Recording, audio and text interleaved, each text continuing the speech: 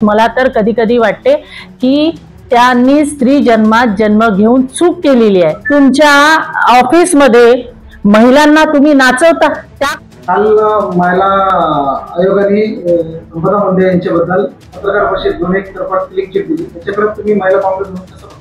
मला तर असं वाटतं की जज म्हणूनच रुपालीताई चाकणकर यांना बसवलं पाहिजे। ज्या पद्धतीचं स्टेटमेंट रुपालीताई चाकणकर नेहमी करतात, मला तर कधी कधी वाटते की त्यांनी स्त्री जन्मात जन्म घेऊन चूक केलेली आहे। ज्या पद्धतीने महाराष्ट्राचा कारभार, ज्या पद्धतीने महिला आयोगचा कारभार चाललेला आहे, जनतेला माहिती आहे की तुम्ही कशा पद्धतीने महाराष्ट्र चाललाय। देवाभाऊ, कुठे चालला हा महाराष्ट्र? महिलांच्या म्हणजे सुरक्षेचा फार मोठा प्रश्न भेडसावतोय। महिलांनी घराच्या बाहेर निघावं की नाही हे मला सांगा।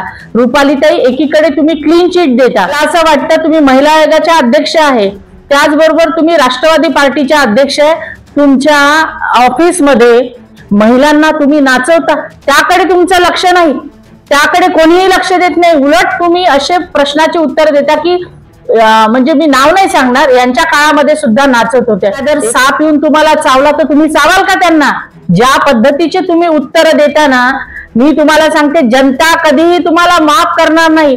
एक शेतकरी कुटुंबातील मुलगी जिने आत्महत्या केली, माणूस आत्महत्या केव्हा करतो याचं कारण तुम्हाला चांगल्या तऱ्हेने माहिती आहे, परंतु कोणाला तरी पाठी दडवण्याच्या मागे तुम्ही जो हा कारभार चालू केलेला आहे। मात्र महाराष्ट्र महिला काँग्रेस, तुम्हाला सांगते, पूर्ण महाराष्ट्र बंद आंदोलन केल्याशिवाय राहणार नाही।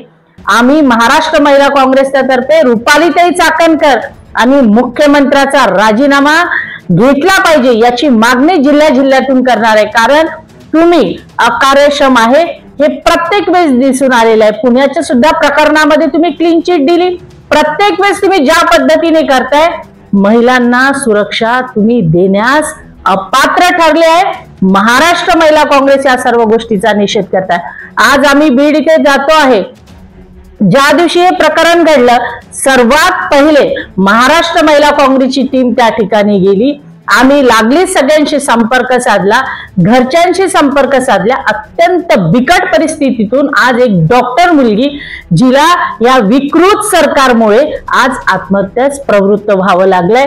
वेळीच जर तिला न्याय मिळाला असता तर आज ही वेळ आली नसती, परंतु तुम्हाला हे कधीही कळणार नाही। कारण ज्या पद्धतीचं स्टेटमेंट रुपालीताई चाकणकर तुम्ही म्हणता, मी नाही त्यातली कडी लावा आतली, असा प्रकार तुमचा नेहमी चालू असतो, परंतु आता खपून घेतल्या जाणार नाही।